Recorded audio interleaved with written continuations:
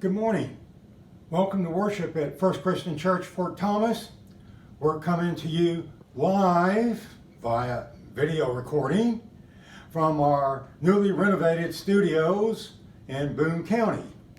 As you can see, if you've been following these broadcasts, we have a nice soundproof curtain here, i.e. a sheet, so that you don't see our kitchen cabinets.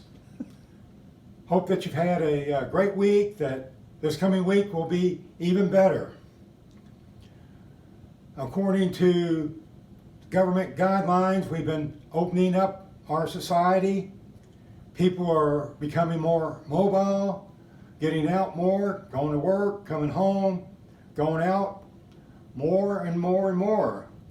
And as we have seen the uptick in people getting out, we've also seen more people who are lax about taking precautions, some even indeed reckless. And as the health experts predicted some time ago, when we start opening up, there'll be increases in cases of the coronavirus. This last week, our averages in Campbell County doubled. That is, we went from just over one new case of coronavirus reported each day to almost 3.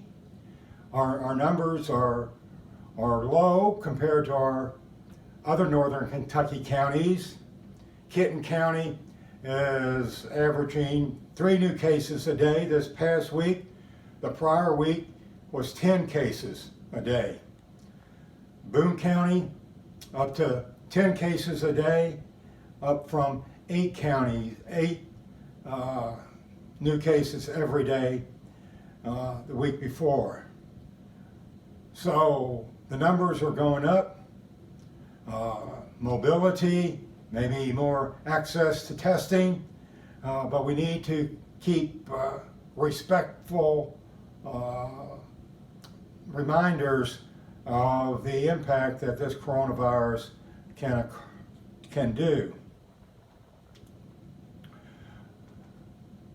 According to the governor's guidelines, churches could open today, and several are around the state. I've got a letter this morning from our regional minister, and he said he knew of 3 disciple churches in the state that were prepared and ready to open up, and we're planning on opening up today.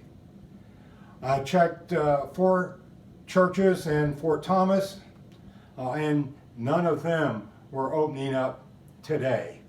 I don't know when they plan to open up, but our board on Wednesday night took action to create a committee to look into all the things that are necessary for us to open up safely and wisely, so that all of us are protected and we don't become a hot spot for the coronavirus. So we'll be passing on information as the committee formulates plans. We need to know exactly what needs to be done, who needs to do it, who's going to pay for it, and when we need to get it all done by. That will be the committee's responsibilities. In the meantime, please continue to make phone calls to people. Every time I make phone calls, I get very positive reports that people are calling other people to check on them, just to chat. It's a nice way to pass the time, talking with nice people. One of the most pleasant things I do during the week is to talk with folks. There's been a lot of talk about prayer and where prayer can be done this past week. You need to remember, we do not need a building in order to pray. Prayers can be said anywhere, fact, Paul tells us to pray without ceasing. But we do need to keep our prayers going for each other and for ourselves and our families. The building is simply a tool to be used in ministry. It's not a place where God gives special concern to our prayers. In fact, Jesus taught us, when you want to pray, go hide in your closet. Pray. Keep on praying. Pray in your closet.